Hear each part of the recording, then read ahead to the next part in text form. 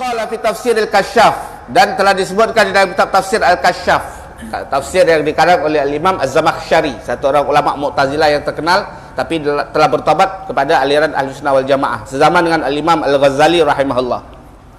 Wa fi tafsir al-Kasyaf, di dalam kitab tafsir al-Kasyaf, juga di dalam tafsir al-Khazin, ma nafsuhu, apa nasnya, wa kanu ya'ni al-yahud min qablu, adalah orang-orang Yahudi sebelum diutusnya Nabi besar Muhammad sallallahu alaihi wasallam, yastaftihuna ay yastansiruna, mereka meminta pembukaan, yakni mereka meminta pertolongan dengan barakah Nabi Muhammad, alal ladzina kafaru, terhadap orang-orang yang kafir. Siapakah orang kafir yang dimaksud di dalam Al-Quran ini? Yakni musyrikil Arab, orang-orang Arab yang musyrik. Wa dzalika annahum kanu, adalah yang demikian itu sesungguhnya orang-orang Yahudi apabila idza hazabahum amrun, apabila tertimpa kepada mereka satu problem besar, wada'amahum aduwun, apabila mereka diserbu oleh satu orang musuh daripada musyrikin Mekah, yaquluna, orang-orang Yahudi akan berkata, berdoa, Allahumma ansurna bin nabiyil mab'us. Ini diriwayatkan dalam tafsir al-Kasyaf, dalam tafsir al-Khazin. Wahai Allah, bantulah kami, bagilah pertolongan kepada kami, bagilah kemenangan kepada kami dengan berkat Nabi yang akan diutus fi akhir zaman, di akhir zaman nanti. Allazi najidu sifatahu, yang mana Nabi ini ya Allah kami temukan sifat-sifatnya fit Taurat, di dalam kitab Taurat. Fakanu yunsarun, akibatnya akhirnya orang-orang Yahudi diberikan kemenangan oleh Allah berkat mereka bertawassul dengan Nabi Muhammad SAW. Dan ketika mana mereka nak berperang, mereka wakanu yaquluna li a'daihim, mereka berkata, orang Yahudi berkata kepada orang-orang Arab Mekah, orang-orang Arab Madinah yang musyrik, mereka bagi tahu, hei orang Mekah, hei orang Madinah yang kafir-kafir, yang menyembah patung berhala, kata orang Yahudi ni, qad azalla zamanu nabiyyin, tak lama lagi akan muncul satu zaman, satu orang nabi, zaman satu orang nabi, yakhruju, yang mana nabi ini akan keluar, bitasdiqi ma qulna, akan membenarkan apa saja yang kami fahami, yang kami anuti agama ini, iaitu mengesakan Allah Subhanahu wa taala.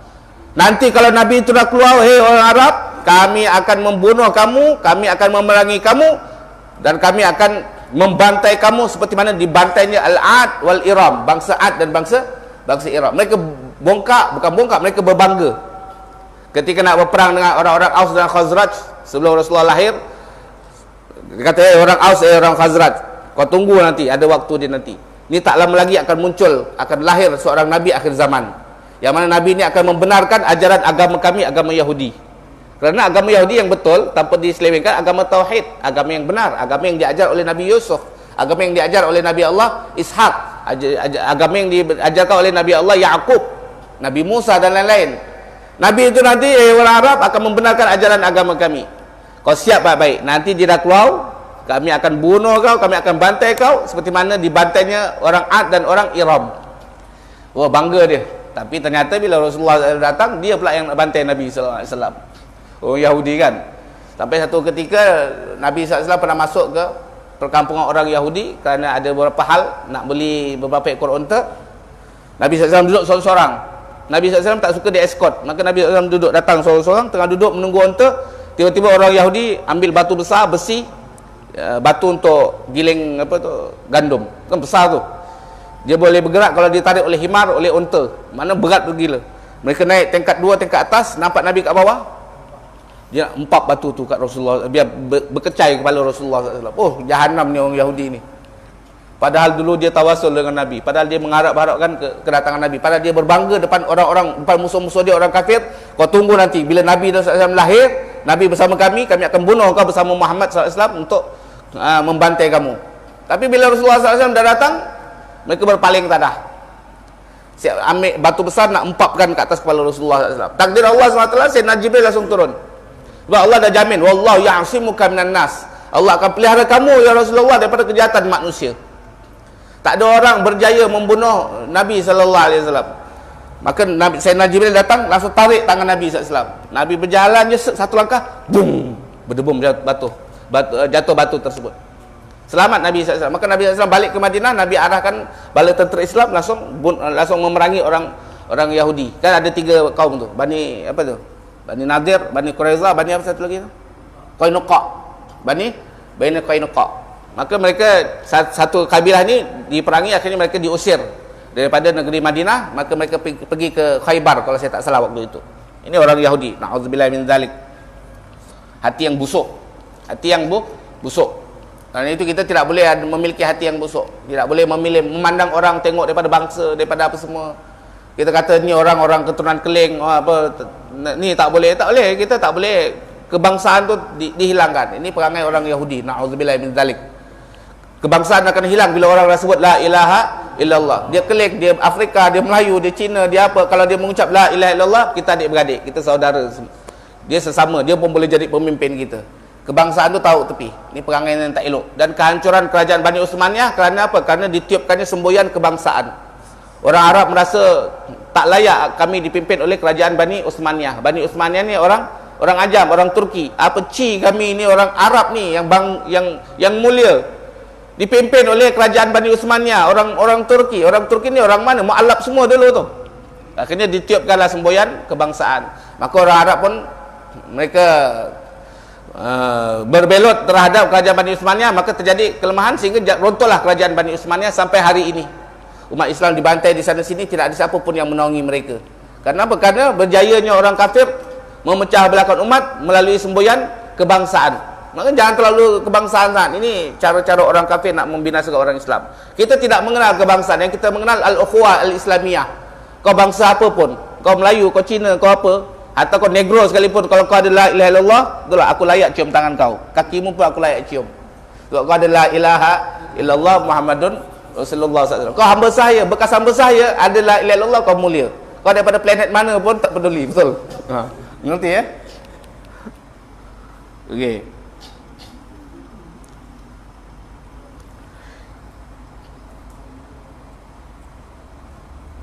Falamma ja'ahum, Allah kata di dalam tafsir Al-Khazin, ketika mana Rasulullah SAW telah datang kepada orang Yahudi.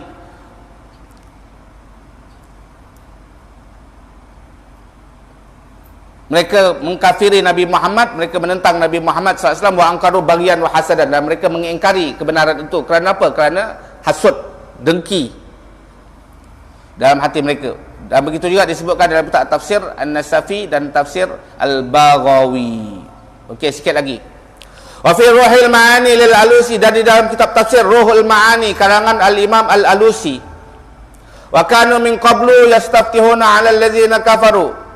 Ayat Al-Quran ini, kata Imam Al-Alusi, nazalat fi Bani Quraidah wan Nadir. Allah turunkan untuk mencela Bani Quraidah dan Bani Nadir, Yahudi Madinah. Yang mana kanu yastaftihuna, mereka ini dahulu meminta kebenaran, meminta kemenangan, berdoa kemenangan terhadap Allah terhadap bangsa Aus dan Khazraj. Bertawasul kepada Rasulullah sallallahu alaihi wasallam qabla mab'athi, sebelum dibangkitkannya Nabi sallallahu alaihi wasallam. Ini diriwayatkan oleh Imam Ibn Abbas dan Al-Qatadah dan Qatadah. Wal ma'na, maksudnya apa? Yatlubuna minallahi ta'ala an yansurahum bihi 'alal musyrikin. Orang Yahudi Bani Quraidah dan Bani Nadir meminta kepada Allah agar Allah memberikan kemenangan terhadap mereka di atas orang-orang kafir musyrik. Ini juga diriwayatkan Imam As-Sudi. Apa kata Imam As-Sudi? Annahum kanu idza stajdal harbu bainahum wa bainal musyrikin akhraju at-taurata wa wada'u aydihim ala mawdi'i dzikrin nabi sallallahu alaihi wasallam wa qalu Allahumma inna nas'aluka bihaqqi nabiyyikal ladzi wa'adtana an tab'athahu fi akhir zaman an tansurana al-yawma ala aduwina fa insurun. Falamma ja'ahum ma'arafu kafaru bihi.